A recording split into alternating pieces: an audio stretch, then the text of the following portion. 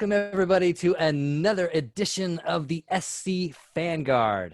My name is Mark, and I marched Santa Clara from 1997 to 2001. Hi everybody, I'm John. I marched in SCV from 1979 through 1981. And we are so excited. We've got our biggest Fanguard audience group yet, I should say. And I want to introduce each one of them. And we will start with Mr. Antonio Castro. Thank you, sir. Hello, everybody. I'm Antonio Castro. I marched Santa Clara from 95 to 96. Hi, I'm Dylan. I marched Santa Clara Vanguard Cadet Corps in 1991. Then I marched in the A Corps 93 through 96. I also taught Santa Clara from 97 through 2001. I played mellophone as well when I was in. Morton. Welcome, Zach. Hi, Zak Morton, marched in the Cadet Corps 1992 and 3, in the A Corps 1994 through 1999. And I was in the drumline, snare, bass, and my very first year in the Cadet Corps was in the cymbal line. Awesome. Awesome. And joining us again, I wanted to thank Tony for joining us this is his second time with us. And also joining us for his second time is Mr. Phil Valejo. Thanks for having me again. I marched in the Cadet Corps in 1995, bass drum number 3. I marched in the A Corps 96 through 99 on 4th and 2nd bass, and then I taught the bass line in 2000, 2001. Awesome. Thanks for being here, Phil. And let's go over to Mr. Matthew Carroll. Thanks for being here, Matt. Thanks for having me, Mark. And guys, this is a super pleasure to do all this. My name's Matt, like I said, and I marched Cadet Corps soprano in 93. I did 94 Cadet Corps mellophone, 95, 96, 97 mellophone in the A Corps. Awesome. Awesome. And let's go down to my drum major, Mr. Michael Hayes. Hello, everybody. My name is Michael Hayes, and I was in the Vanguard Cadets 1995, and then in the Vanguard A Corps from 1996 through 2000. Absolutely. And Michael is joining us all the way from Germany. So thank you so much, Michael, for making time with us this morning for you. So ladies and gentlemen, joining us for our first time, so happy to have Mrs. Diane Esparza with us. Thank you so much, Diane. Nice to see you. I'm glad to be here. Okay, I have a long history. Just like Zach, I started in the cymbal line in Cadet Corps, or actually B Corps in 1984. I then went over to the Color Guard, marched the B Corps / Cadet Corps 85, well, total 84 through 90, A Corps 91 through 96. Came back and started teaching the Cadet Corps in 2001 to 2005, taught the A Corps 2006, part of 2007, taught the Winter Guard 2006, and then 2010 to 2012, and went back to the Cadet Corps 2009 to 2011. So, wow. Long history. Amazing. Amazing. Thank you so much for being here. Ladies and gentlemen, I have a very, very special guest to introduce to you all. Of course, he needs no introduction. My former corps director, ladies and gentlemen, Mr. JW Koester. Hey, everybody, how you doing?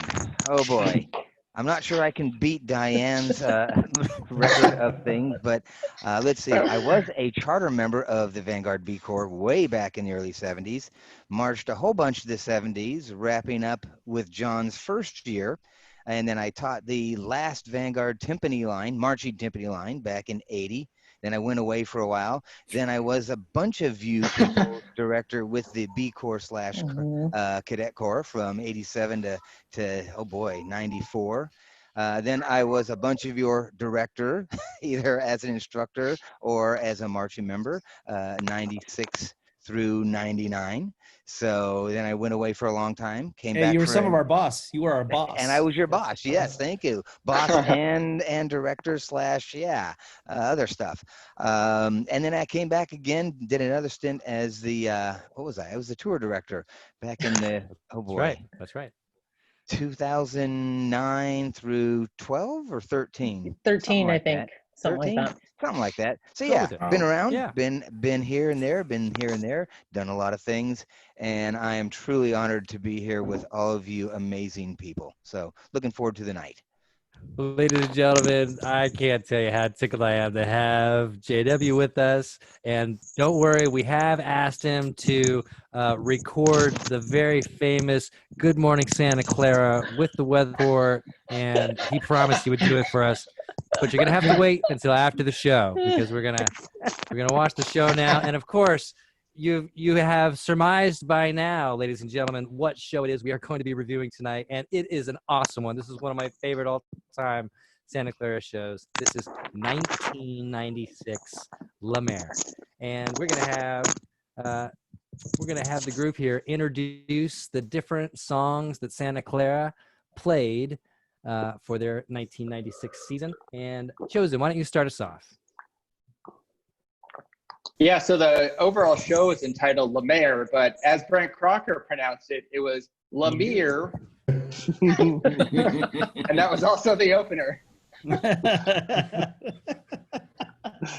Our second movement was a British brass band piece called Oceans by Goff Richards.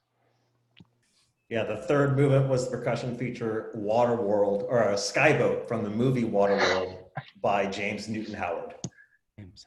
Anybody who knows me I love some Waterworld. So can't wait for that section. Our Yeah, but closer this year. What? Does anybody remember? I think we were in Iowa, and the announcer pronounced it as Lamer. Yeah. Santa Clara Vanguard performing Lamer. I wanted to kill the guy. It's like, Oh my gosh. But our drum major was also Damon Williams. That's awesome. No, it was Damon. It was Williams, Damon. yeah. It was Damon Corbett and Diane Williams. Oh, that's right. It was all back. once, man. More than once it was like that. Thank you, cornfields of Iowa. Lucky the Corps wasn't looking at the field when that happened. You just see a whole bunch of feathers shaking. All right, let's try that again, Joe. Go for it, buddy. Our closer this year was La Mer Movement 3 by Claude Debussy. Beautiful. And I've heard it pronounced Debussy. I'm just trying to look fancy. So Debussy. there's no right, there's no wrong. Yeah, the show, right? La Mer, water, the sea, the ocean. But the show was really about moods and textures and feelings, so it wasn't as literal as a lot of people took it to be, even at the time, but it was about those moods. It was about being subtle, the movement of what water did. So it wasn't, we didn't have a waterfall. We didn't have any props. We didn't have, oceans and sand and rocks and things, because it was all about the moods and the textures of developing the show. It was a pretty subtle show a lot of times, and that was also by design. I mean, if you go back to where we were coming from, we had to get back to establishing just the basics of being Santa Clara. That's really what that show was about. We had an extremely young horn line, so we had to be very strategic with how much they played. You might notice in the show that we did quite a bit of playing backfield. That was done strategically, just because of the horn line that we had. They were so young. I mean, probably the average age, I'm not even sure it was 16, to be honest. It was huge. Wow. But we had a tremendously strong percussion section, a lot of returnees from 95, and same thing with the color guard. And the color guard, extremely talented, and experienced. If you watch what they did, the movements and the colors and the textures that they presented on the field. So it was a blend and balance of putting our best foot forward everywhere, highlight your strengths and minimize your weaknesses. And that's what that show was about. But the show was about movement. It was about texture. It was about letting the performers perform like we wanted them to, like Santa Clara did, to tell a story. It was a very subtle story, but yet again, it was a story. So that's what the show was about. That's awesome. I also think that it was Diane. a little bit more than that. It was a fresh start. Water for most of us, right? We go into water and we get rejuvenated, right? And for those of us who had been on the journey in the earlier years, it was our fresh start to being Vanguard, being back to our basics. Those of us who were members were having to fight a lot the years prior. And when JW came on, we could breathe again. and it was like this weight got lifted from our Absolutely. shoulders, and we had someone who was leading us in a better direction and a direction where we could breathe and we could be ourselves again. I'm super stoked to watch this show. Are you guys ready to watch it? Do it. Let's get into this. All right. Do it. Do it.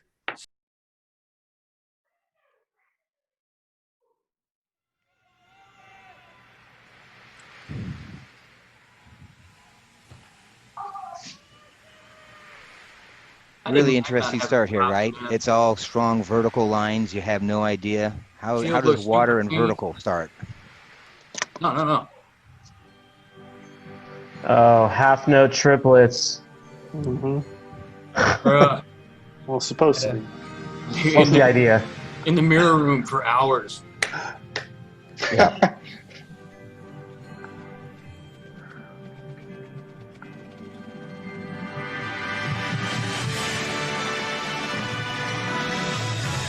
Ten-foot poles. Yeah. Those were awesome. He's stretching from 0 to 0 pretty much too, man. That's You know, Myron's just amazing drill right off the bat. You know, coming out of those hard lines, angular, and immediately into, you know, those curvilinears, into actually some body movement. Hey, that was pretty innovative for 96. Is that Tony Castro right there? Yes. Is that Tony?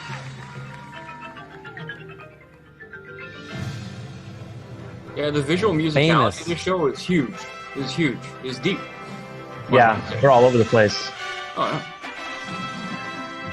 This is a famous Vanguard pit right there. I mean, jeez. They were monsters that year. Mellophones. It's Matt. There's me. Hey!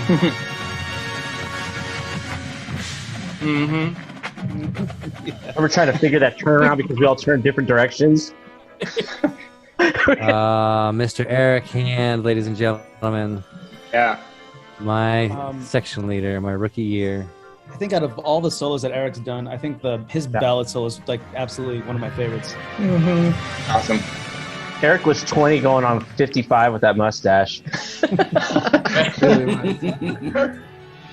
Well, and you're going to notice throughout the show, lots and lots of solos. Again, with a young horn line, taking advantage of And I'm noticing some amazing players. Backfield a lot too, players. JW. I'm noticing Well, that. Yeah. Yeah, there is a lot of backfield. And so... that color guard, huh? Oh, Daily Bread. Guard. Well, and then, you know... Get it, Daily Dunlop. Bread. Get it, Dunlop. And the snare line coming forward, doing that snare lick feature. I mean, we had a really strong battery. A lot of people came back from the previous year. So there's another nice shot of those guys. So the drumline one Ubas. runs every Saturday, Ubas. every regional, except DCI. Alien Eyes. Remember Alien Eyes? Yep. Well, you know, and let's face it, you know, Casella, Jim Casella, writing the Perk book, both the front First year. ensemble and the battery. First First year, writing Oh, huge. world-class show, and just the tastiness, and absolutely in a good sense. You know, writing things, you know, not necessarily, it wasn't about the density of notes. It was about the texture of the note and blending and balancing. So those transitions, those little fills just out of nowhere. Like, wow, how'd that happen? Dude, the mellophone part. You remember when we learned this and people would just like hit Christy in the back of the head with Oh, I got knocked out. like, oh. Stop opening your intervals up. I know, Is good that Carly time. French? Yeah, good job. Nice. Oh. Horn toast. That was great. Let's see that ripple. Yeah. I remember working that out. We worked that out in the parking lot of the hall, man. It was like nighttime. Demo was out there. We went through like 5 or 6 different variations, maybe 8 or something like that. But that was something that the membership made. There was a lot of ownership this year, visually speaking, with when we were given it. It was really cool. It was fun to participate in.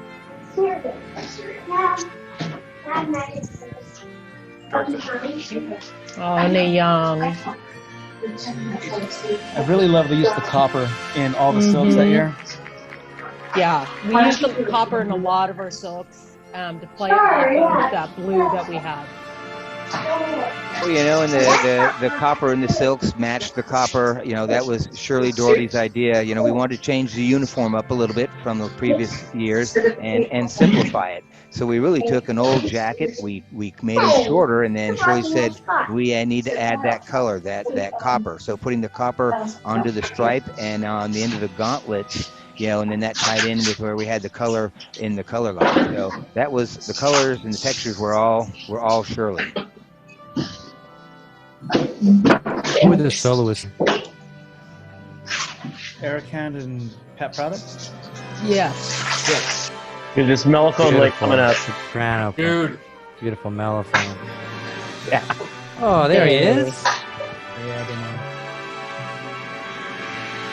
Yeah, great shot. Yeah. And of course, another one of Myron's huge, you know, spread formations. Okay, big impact, and you got people already past the 50, and Myron goes, that's the right picture. All right, Dean, you know, brass guys, you got to figure out how to make that horn line play, you know? So you got to, you know, suck it in. You got to take some big breaths of air and push, because Myron was not going to ever compromise his drill design, the visual, you know, just to get the horns closer for more impact. He said, you can do it, you know? So interesting conversations between him and Gordon and, of course, Dean, you know, in terms of horn placement, but the package was there. It was a nice package. This part's so awesome how it just is so beautiful, and then it changes and it creates that angst that Dean used to talk about. Mm-hmm. Dude, do you remember when the lightning bolt shot across the field when we were Yeah. like, Nuts. perfect time, perfect time.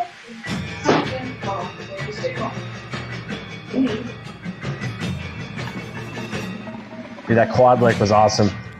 And Zach, if I recall right, didn't Jim and Sankus build that rack of Yeah, stuff they did. themselves? Yeah. For a couple of days, they grabbed stuff out of the back room or from the hall and started bolting things together. Yeah, it was named Betsy. Betsy. I don't know why, but that's what You we guys named had it. that doll, right? Well, I do remember saying, Jim, where are we going to put this thing? How? He goes, oh, we're fine. We'll fit it in. We'll fit it in the truck. Hey. No problem. Don't you worry. We traveled with 80, 90 million poppies 2 years before. There was room. Fair enough. And you made it fit pretty easily. So. Fun fact about that saber line, half the girls had never marched a weapon before in that saber line. It was only the second year Vanguard ever had a saber line. Wow. Oh, wow. Wow. I didn't remember that. So in the snare line, 6 of the 7 snare drummers started in the cadet corps. Wow.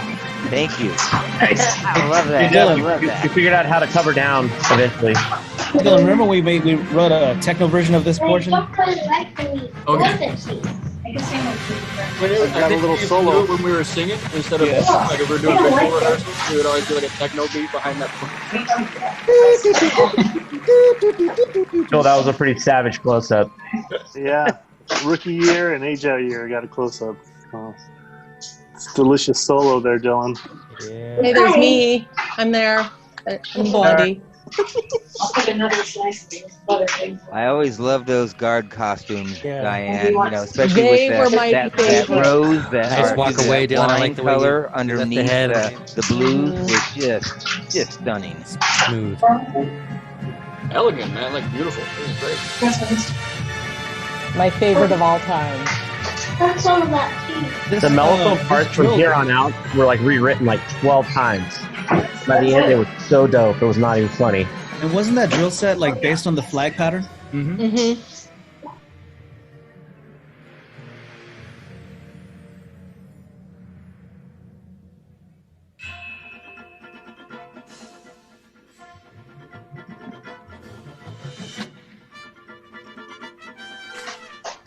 I always felt like this was a chase. I don't know what we were chasing, but I always felt like this was kind of like the last run. We were just gonna like run to the end. It's a nice ring. Well, we were definitely trying to get a different mood there, right? I mean, there was some tension. It's all about that tension. I've never thought of it as a chase, but I like the idea there. But it was certainly something we wanted to build that tension up so we could get that. This is a reprise of the beginning, right? Mm-hmm. I lost my shoe at quarterfinals right on this halt. Ankish or somebody stepped on my shoe when we came into the halt. It was like dragging my foot behind me. Sorry. Look at all that movement. Wow. I'm sure somebody's doing Saturday Night Fever in there, man.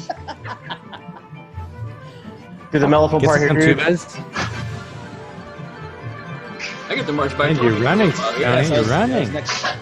The contra part was sick during that section. So Zach, I think that's Alan Christensen Here out we there go. on the field judging, It right? is. Field perk, It yeah. is. Okay. So this is the move right there that made us decide that next year we were going to go to black shoes. I'm just telling you. I know. Here we it's go. Vanguard blasphemy. B, everybody. It was Yeah. blasphemy, you know. It's just those shoes, those white bucks, they're awesome, but and we even Little had the standing players O. waving their symbols in the knee. Yeah. Whoa.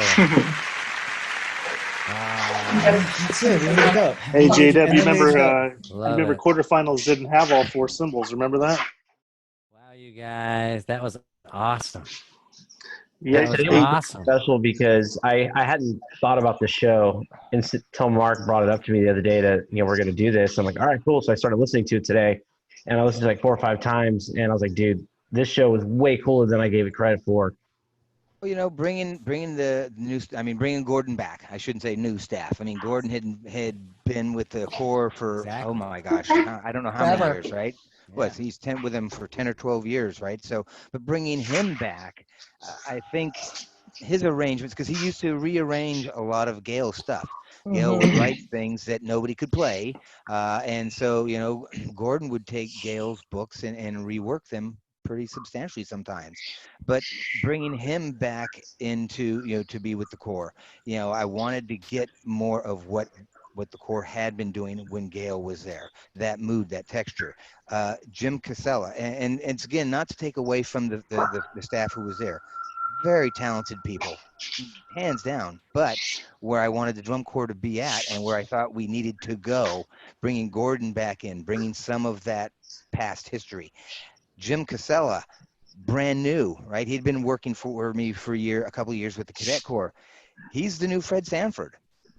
He's the new, Ralph Hardiman. Yes. I mean, Yeah. the writing and the texture. If you go back to the 70s with what Fred was doing and how Fred Sanford was writing the percussion books, guess what? Jim Casella's doing the same thing. So he's got that fresh. You've got Myron, who is just a visual, a Findicato, just an extraordinary, amazing person. You know, we were trying to be very, very calculating at times, trying to be very strategic. And yet let the performers do what they needed to do as well, which was to go out and have a great time performing. You know, I think as a member that marched some of the years prior into 96 and then well beyond 96, I think it was very obvious to us that there was care being taken into the decisions with the show, with the choices, where we didn't have that before. It just felt kind of haphazard, you know, and not that anyone's trying to sabotage things, but that it's just like, that came out of left field, that came out of right field, what the heck's going on? You know, and like from the percussion section with Jim's writing, there's clear care being taken with what we're being given. And if we feel that, if you can sense it as members, you're gonna give it right back, right? Absolutely. And I think there was that sort of handshake. It took a while. I think the members, took a little bit of, like we had to get some old habits driven out of us. But once we could have that synergy going between like members and staff, it then it caught fire. And the next several years were pure evidence. And JW, when you said it was a very young horn line, I remember there were a lot of 96 vets still in 99 that had done all those years. Yeah. So Absolutely. a lot of us stuck it out. 96 was a lot of hand-holding as well, but you guys took more and more ownership. And butt kicking the way it too. should be. Yeah. Well, I mean, remember that very first show? I think the first show in 96, I want to say it was at Sacramento. I think that was the first show. It was a freelancers show. Think so. Yeah. And we actually showed up. You know, it took 4.5 hours, I think, to get there. Yes. You look like butlers. You look like butlers with those white tops on. Oh, we didn't have the And tunics. We didn't have the We didn't tunics have yet. the tunic. We didn't have the stripe at all. You guys look like waiters. But I mean, it was just brutal. I think we got there with maybe an hour before the show, and it was stressed and it was ugly. And yet, when you walked onto the field, there was a presence. Yeah, it was raw, it was undefined, but there, unrefined, but the presence was already there, and it just took a while, some beatings. Yeah, we can't use that word. It took a lot of hard work by everybody. A couple of talks by Myron in the cornfields. It's crazy to think that when you brought in Jim Casella and Dean and those guys, that they were 26 years old, maybe 27 at the most. And here they were just like leading this charge, and to hear, I think of the influence that they had on us, and I know that they were very specific about the music that they wanted us to play. That as a staff, you all took great care in that, but it really influenced us for years to come to just be able to hear legitimate music. I remember, and Zach remembers this too, the percussion staff used to take us into the percussion room and just lay us on the ground, and we would listen to music that had nothing to do with the show, and they would introduce us to music. And Jim one year gave us a CD of tunes that just, again, had nothing to do with, to be able to play his music and then go out and try and teach, and then also to try and write music and to learn about his approach to, it's like Fred Sanford's and it's like Ralph Hardiman's and all that, but he had his own unique way of complementing every aspect of that the music needed, while at the same time making it drum corps friendly and making it beats that people would love to play. So I mean, it's crazy that you could see that you saw all these things in these young people. Like, you don't see that. You don't see young people getting those really elite opportunities to go out and take those big swings, and you trusted them, and we were all beneficiaries of those choices that you made to bring them to us, because we were super lucky to have them. So, well, like I say, Jim was the easy one, because I had already seen what he could do with the Cadet Corps, and being a part of the Cadet Corps design team, along with Gary Megan, who was doing the brass arrangements, back then. But I saw what I could see, the way his brain thought and the way he would envision, well, if we did this, or if we take that, boom, boom, boom. So it was just a matter of, okay, yeah, now Jim, you're just writing on a bigger stage. But I had perfect confidence in him. And Dean, Gordon said, Dean's the guy. And I trusted Gordon with that. It was not even a question mark. He said, he's the guy that's going to do it, and to bring Jed Weeks back, I think he had taught before, right? But, bringing him back. Yeah. But then again, who would also remember I think it was the next year, I think when we got Bill and, crazy Bill and whatnot. But, Gordon. Watson, Weeks, and Westman. Just amazing guys. But Dean had done some pretty amazing things with the one green team, and when Gordon said he's the guy, he's going to change our horn line, then you don't even question it. Same thing when we started to transition with the guard. I think Diane, I think it was after you, but bringing Mark and Carroll in. No, Mark and Carroll were 96. They were 96. They're not 96 on the staff. They're not listed on staff. So it was Shirley and Mike, and then we actually auditioned the guard staff. I don't know if you remember this, J-Dub. So we had an alumni that wanted to come and teach, and Mark had also applied. And so Shirley brought both of them in, and they both ran a rehearsal. And after the rehearsal, Shirley and Mike and I sat down, and Shirley said, Diane, this is your age out year. Who do you want? Wow. And we already had Carroll. And Wow. I said, I want Mark. He was fresh. He had never taught drum corps. He was basically a self-taught, just color guard god, and he was so fresh, and what he did was so different than what I had ever done in my life. And I said, I want him. And Shirley said, okay. Let's take him. And that started the whole Mark and Carroll, like, amazing run, not only at Vanguard, but with Raiders and everything else. And you know, yeah.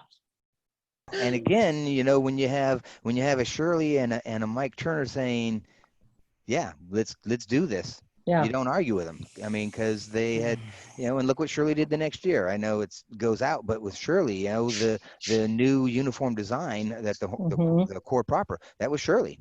I said, Shirley, okay, we got a little bit of money. We don't have a lot, but what can we do? For our younger people, they probably don't realize that we made every ounce of those uniforms and flags. I sewed my own uniform. I sewed and hand dyed those 10-foot flags with Shirley at the hall in the bingo kitchen, you know, with buckets of dye. And, you know, these are things that we used to do. You know, we don't order them from companies like they do now. And everything was handmade by parents, by us, by anyone who could sew. Dylan, I think you even helped out a little bit. You're right. You know, we didn't have the overlays done for the first, I think it was the first full weekend, right? Didn't we have, weren't we the bus boys that whole first weekend? I think so. I thought that was 97. I thought that was both 97. That too. Both years. Both years. 97 as well. Yeah, both years. Yeah. So, I mean, because we had anybody who could sew. You're right. They were moms, dads, you know, little kids were all making those things. It wasn't, you know, calling up any one of the amazing uniform companies. You know. Mike Hayes, this was your rookie year in the Corps, correct? Yeah, in the A Corps, yeah. He was the chosen. Talk a little bit about what was like right. being a rookie that year. So it's interesting. We were talking about this the other night with Matt, but I actually housed a lot of folks from the Modesto area when we were in Cadet Corps the year before. And to what JW had alluded to with the key staff staying, and you look at some of the other corps, their success is built on a lot of that stability, right? So what we had in '96, we had a lot of the Cadet Corps roll into the A Corps. So it was a natural transition, right? And those guys were essentially the core of the group for the next couple of years. And it was really, really great.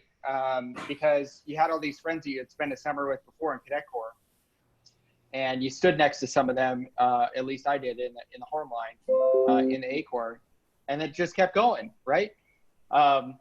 So that was really awesome, seeing that transition and seeing the fruition of it years down the road with the stability factor. Chosen talked about this group from Modesto, but we're not actually from Modesto. We're from the city of Action. Riverbank. City of Action. That's right. They have a very fine police department, by the way. Use Antonio. No worries. Sam went, and then after Sam, Matt went, and then a bunch of people went to Vanguard Cadets. And then '96 was the first year that we all kind of went. And by '97, '98, 10% of the A Corps came from that school, and half of them were either soloists or section leaders. Hey, I want to hear from Dylan Thompson. This was your age out year, my friend. We just talked to Chosen. Dude, he was chosen first to go into the ocean. Having perspective now, like 20 plus some odd years of perspective, I think the biggest thing was going from 93 through 96 as a member in 96. And I'm not trying to cast shade on 93, 94, 95, none of that. Those were all beautiful years too. But there was definitely a sense of mutual, like we all agreed that we were going to take this somewhere. The staff, you could feel that the staff were not only invested in their careers later in drum corps, that they were invested in our careers as well, as performers, as people that were going to go on in the activity to maybe teach someday. There was just a unified sense of commitment to becoming something. And that thing being Vanguard. But that was one of the biggest, like, outstanding things for me as a member was like, man, these guys actually have faith in us and they're buying into us. It wasn't just beatings to get us better score in August. It was, you need to be better. Not at just this, not at just guard, not at just percussion. You just need to be better. You go, okay, go, be better. And it was we as well as veteran members, as rookie members, everybody was like, all right, cool. This is how we do it then. Let's go. And it felt real good. It felt, I think somebody said it earlier, but it felt like the beginning of something, like a door opening up. It's like, all right, here, all right, there's a light at the end of the tunnel, and this time it's not a freight train. Awesome. This time. Yeah, I know. This time, not a freight train coming right at us. Yeah. It was good. I don't know. I wouldn't change any year I ever marched, even with all the good and the bad and everything, man. I agree. It was a crazy ride. All for a reason, right? Just from it all. Yeah, it was crazy. It was crazy. I was fortunate, I think, to be a part of that, to be a part of Santa Clara and its history at that point in time. Yeah, I crazy place to be, man. I can confirm, at least, you know, from my point of view, aging out in '99 and starting in '94, like where that all accumulated. There is no doubt that '96 was a pivotal, you know, foundation point. You know, those next 3 years don't happen the way they do without 96. Yeah, it's without a doubt. It was a game changer for us. It was a game changer for the organization because the members bought into what the staff was doing. And Dylan, you're absolutely right. I mean, there was a mutual respect, but it started with the members buying in to what the staff was selling you. You know, you could very easily have said, nah, you're full of it, get out. No, but you bought into it. And that was the change. And Zach, you're right. I mean, the 90s were crazy. I mean, it was brutal, you know. I mean, the organization lost their founder. I mean, you know, Gail retired. And once he retired, he never saw the Corps perform again because he passed away before the first competition of in 93. In 93. So he never, so there was that transition that most organizations get to see, you know, where the founder becomes the mentor or the grandfather or, you know, that kind of thing. That didn't happen. You know, it was boom, gone. And all of a sudden, whoa, I felt the organization was floundering a little bit.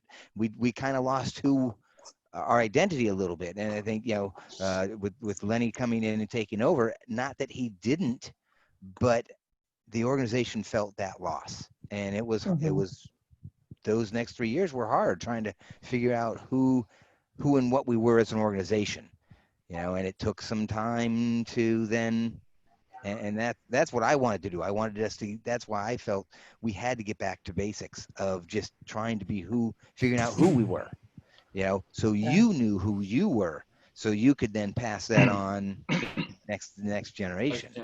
It made it was to Chosen's point earlier when he was talking about a lot of the guys coming up from the Cadet Corps.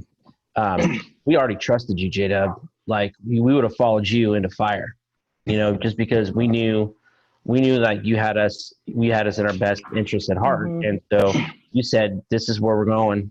We'll follow you, you know, and we knew that was going to be okay. I mean, any other corps director would have came in, not you. I'm not sure that would have happened, honestly. I mean, you're super modest, and I get that. But we, as being the members, saw it and we followed you. So that's why we really feel that that's a huge turning point was you. Every single story. Like I remember Phil in the middle of just before lights out introducing himself. I remember the police stopping me in front of Matt Carroll's house, telling me I didn't have warrants. I remember. I'll tell that story later.